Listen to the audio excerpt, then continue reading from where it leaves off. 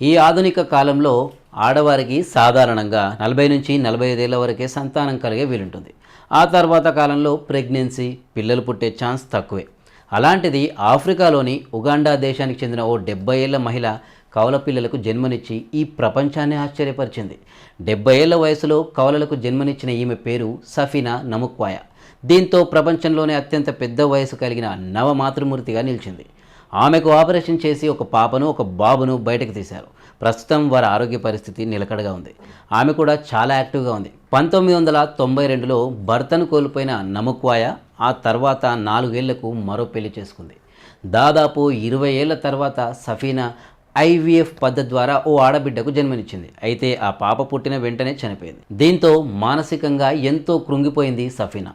ఎలాగైనా తల్లి కావాలని 70 ఏళ్ల వయసులో రెండోసారి ఐవీఎఫ్ ప్రక్రియ ద్వారా ప్రయత్నం చేసింది. ఈసారి ఆమె కవలలకు జన్మనిచ్చింది. ఎట్టకేలకు తన చిరకాల కోరిక నెరవేర్చుకుంది. ఈమెకు ఐవీఎఫ్ అంటే పిండ ఫలదీకరణ చికిత్స చేసినట్లు ఆసుపత్రి వైద్యులు చెబుతున్నారు. ఈ విషయాన్ని ఆసుపత్రి అధికార ప్రతినిధి ఆర్థర్ మ్యాక్సికో వెల్లడించారు. ఈ మేరకు ఉమెన్స్ హాస్పిటల్ తన ఫేస్బుక్ పేజీలో పోస్ట్ షేర్ చేసింది. ఐవీఎఫ్ ద్వారా 70 ఏళ్ల సఫీనా గర్భం దాల్చింది. రీసెంట్గా ఆమె సిజేరియన్ ద్వారా 2 పిల్లలకు జన్మనిచ్చింది.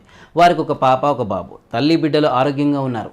ఇది నిజంగా ఓ అద్భుతం అనే చెప్పాలి. గత 3 ఏళ్లలో నముక్వాయకు ఇది రెండో డెలివరీ. 2020లో కూడా ఆమె ఆడబిడ్డకు జన్మనిచ్చింది అని హాస్పిటల్ తన పోస్ట్లో పేర్కొంది.